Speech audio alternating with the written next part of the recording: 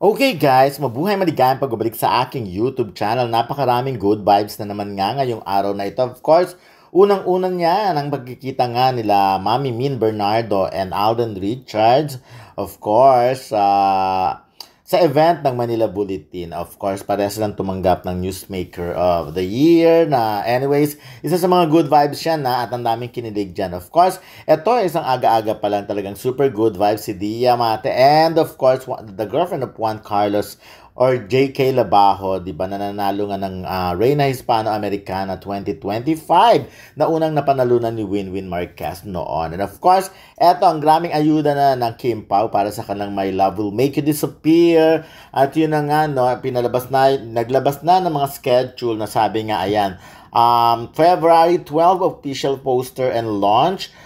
Star Mall, February 15, Star Mall, SM Bulacan, World Trailer Premiere, Feb 22, Robinsons of Tipolo, Feb 23, SM Valenzuela, Robinsons Malolos, Bulacan, March 1, SM Dasmariñas, March 2, SM Masinag, Ayala Feliz, March 8, March 9, March 15, SM Seaside, Cebu, SM City, Cebu, SM Consolacion, March 16, KCC Mall, of Marvel Coronadal, KCC Mall of Jensen, March 21, Ayala Malls Cloverleaf, March 22, SM Batangas, SM Lipa, March 23, 25, at of course, yung 26 na opening day na world premiere ng March 25. Mukhang mapapanood ko ito ng paulit-ulit. But anyways, ayun nga, sabi nga, ito naman tungkol naman sa kay J.K. Labajo, sabi nga, congratulations, you've worked so hard to get to where you are now and it fills my heart with warmth and joy to witness your growth and see how far you've come. You deserve all the good things life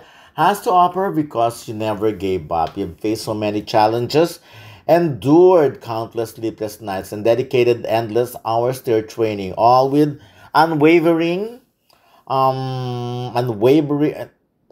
dedicated, all with unwavering determination. You've carried our flag with such grace and elegance, and we are also proud to have you represent our country on the international stage, inspiring the younger generation and being the voice for all the causes you stand up for.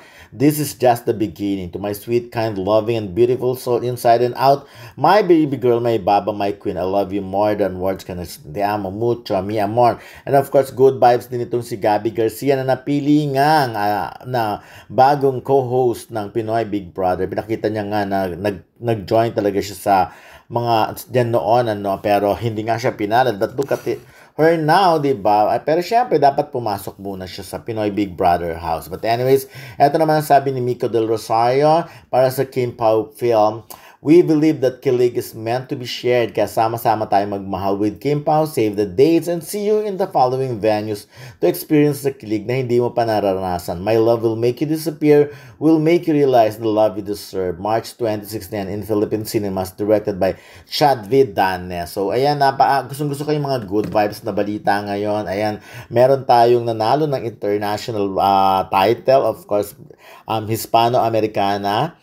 Reina Hispano-Americana 2025 na girlfriend nga ni Juan Carlos Labajo. And of course, ito na, pili nga si Gabby Garcia bilang bagong host ng Pinoy Big Brother. Although sana may mga nagsasabi na sana si Julian San Jose. But of course, hindi naman pwedeng itanggi na si Gabby Garcia ay magaling din naman talagang host. Naging host namin yan sa Edis.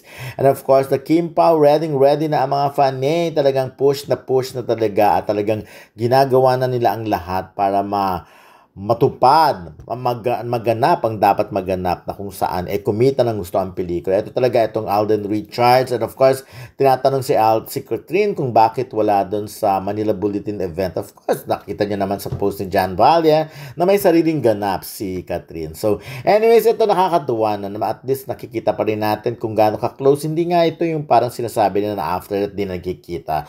So, I'm sure hindi talaga maiiwasan ng mga ganyang pagkakataon na magkikita pa rin. So anyways, ayun, the Ashley and Mavi Legazpi na umamin na finally at least magkakaroon na ng peace of mind ang mga makakailin and makamavi, no? So may kanya-kanya ng relationship yung dalawa. So, and nakita naman natin sa mga photos na naglabasan, like for example, ayan si Ashley at si Mavi kasama si Carmina at si Cassie. So, sabi nga, wala naman, sabi, pinagigit ni Carmina, hindi siya nakikialam sa love life ng kanyang mga anak. So, tignan natin. At importante, masaya ang bawat tao. Masaya ang lahat-lahat ngayon. So, ako, for good vibes muna ang mga ipopost natin dito. Of course, may mga interviews din tayong ilalabas. But anyway, hintayin na lang natin yung... Nagpapasalamat po kami. Unang-una, I just want to congratulate Manila Bulletin on 125 years of excellence. On behalf of my daughter, Catherine Bernardo, it's an honor to be named Newsmaker of the Year for the second time. Catherine is always grateful for the opportunity to connect, inspire, and motivate. She will continue to do her best to inspire in every way she can.